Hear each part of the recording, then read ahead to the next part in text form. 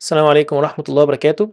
النهارده هنتكلم عن حاجة مهمة جدًا اسمها الagility، والagility باللغة العربية ممكن نسميها هي القدرة أو المرونة في تقبُّل التغييرات.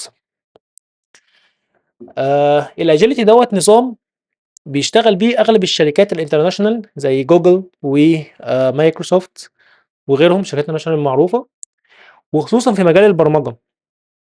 ومن كتر ما كان النظام دوّة ناجح وبيحل مشاكل كتير في الstartups وفي الsoftwares، طلع منه مصطلح اسمه الpersonal agility. الpersonal agility دوّة مجال ممكن تاخد فيه courses بيخلّيك إزاي تبقى تمشّي حياتك بشكل أفضل بمعنى أصح، وتكون ناجح أكتر في حياتك.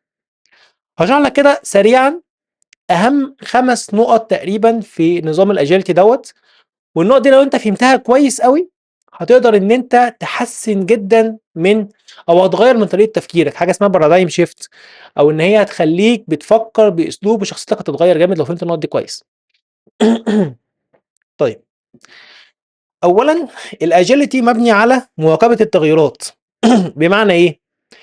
بيقول لك مثلًا إن أنت ما تحطّش خطة طويلة، يعني أنا مثلًا ما تقولش إن أنا والله هاذاكر لمدة شهرين كل يوم 8 ساعات، لأ، ويوم دوّة هاذاكر كذا، وبكرة هاذاكر كذا، وكمان أسبوعين هاذاكر كذا، وكمان شهرين هاذاكر كذا، ولكن حُط خطط صغيرة قصيرة الأمد، بحيث لو حصل مشكلة تقدر أنت تواكب التغييرات. دايمًا الagility بيقول لك إن أنا بدل ما أخطط للمشروع كله from A to Z دلوقتي، لأ، أنا أخطط دفعات صغيرة، وفي نفس الوقت أستعجل إن أنا أطلع بالمنتج بسرعة علشان أشوف تغييرات السوق. تخيل برضه معايا إن أنا مثلًا هاعمل منتج كsoftware برنامج موبايل مثلًا، وبرنامج الموبايل دوّة أنا هافضل 4 شهور باجهّز له وبابنيه وبابني السيستم كامل وكل التفاصيل بتاعته، عشان أكتشف بعد 4 شهور تقريبًا إن في منافس ليّا قوي نزل بعد شهرين بس ما أنا بدأت، فنزل قبليّا بشهرين، وأكتشف إن السوق اتغيّر، وأكتشف إن الميزانية مش هتكمّل. لأ الagility بيقول لك ما تعملش كل دوّة، كل دوّة غلط، كل دي مشاكل بتقابلنا. الagility بيقول لك بدل ما هتبني application بيقدّم لك 8 مميزات، لأ أنت ابني لي أهم ميزتين بس، وانزل السوق. وشوف السوق هيقابلك مشاكل إيه وهتكتشف إيه كان غلط في التخطيط بتاعك، فخلّي عندك مرونة وتكيّف مع الوضع الجديد بسرعة وعدّله في update وكمّل شغلك. فدايمًا في الagility بيقولوا كلمة بيقول لك إيه fail fast، افشل بسرعة. أنا مثلًا في فكرة في دماغي، في مشروع في دماغي، ما تستناش لحد ما الأمور كلّها تبقى في صالحك، ما تستناش الأمور كلّها تبقى في صفّك، لأ، أنت ابدأ بسرعة بأقل إمكانيات جدًا، خُش في المشروع دوّة، لإن هتلاقي الأيام فتحت لك أبواب تانية أكبر وأبواب أنت ما كنتش تعرف إنها موجودة أصلًا، وهتلاقي مداخل مختلفة للمشروع بتاعك. وحتى لو الفكرة فشلت، تقبّل الفشل دوّة وابدأ غيّر وانزل من جديد، سواء الفكرة دي مش هتنفع شوف فكرة غيرها، ولكن ما فيش commitment طويل، يعني ما تهتمش بالخطة بتاعتك لمدى طويل فتكتشف إن أنت فشلت بعد 4 شهور من الشغل، لأ أنا عايزك تكتشف في أول أسبوعين بس، ابدأ اختبر الفكرة بتاعتك بسرعة. طيب ال4 مبادئ أو ال5 مبادئ الأساسية، رقم 1 في الagility لازم تعرف إن كل شيء قابل للتغيير، وإن التكيُّف الوحيد هي الفكرة إنك تكون مرن. يعني اللي عارف اللي هو يقول لك إيه، ال في جملة كده بيقولوها، بيقول لك إن القاعدة الوحيدة أو الثابت الوحيد هو إن التغيير هو التغيير، يعني بيقول لك ما فيش حاجة بتتغيّر، يقول لك لأ الثابت الوحيد هو إن الحاجة بتتغيّر، بمعنى أصح ما فيش حاجة ثابتة. نفس الكلام في الagility، ما فيش حاجة ثابتة، فكرة المشروع مش ثابتة، ممكن يحصل تغيُّرات في السوق تخلّيك تغيّر المشروع. تمسّكك زيادة عن اللزوم بالفكرة، سواء الفكرة ديّة إحنا كنا بنتكلم عن الpersonal agility، تمسّكك في فكرة في دماغك للأبد هو ده الفشل. لأ، أنت شوف لو الفكرة فشلت خلاص بسرعة غيّر فيها وانزل تاني، ما تفضلش ماشي ورا الفكرة حتى لو لقيتها بتفشل معاك. دي أول قاعدة في الagility. تاني قاعدة في الagility هو إنك بتغيّر أفكارك بسرعة بناءً على الfeedback. يعني أنا مثلًا نويت إن أنا أفتح محل سوبر ماركت في منطقتي، بدأ أول أسبوع أو أول مثلا فترة صغيرة من المحل لقيت إن مفيش مبيعات قوية، ولقيت اكتشفت بعد ما دخلت السوق بقى، اكتشفت إن الشارع التاني أو بعد شارعين من ظهري ده شارع تجاري والناس فيه بتحقق مكاسب كبيرة. ليه ما شفتش دوت من الأول؟ هل هو سوء تخطيط؟ لا، ولكن ده الطبيعي إن أنت مش تقدر تخطط لكل حاجة 100% من الأول، ولما رجلك تبقى في الموضوع هتكتشف أبواب تانية. فهنا بيقول لك ايه؟ لم الفيدباكس دي بسرعه، لم اراء الناس فيك بسرعه، لم المشاكل اللي عندك في السيستم بسرعه، وابدا انزل بابديت بسرعه حلها. ما تستناش تقول والله انا الابديت دوت كمان شهرين عشان الم مشاكل اكتر، لا عادي. لم المشاكل بسرعه وابدا خد الفيدباك بتاع الناس وعدل في الخطه بتاعتك من دلوقتي بسرعه. تالت حاجه عايزك تعرفها في مجال الاجيلتي او بيعملوها في مجال الاجيلتي، هي حاجه اسمها الديلي ستاند ابس. يعني ايه ديلي ستاند ابس؟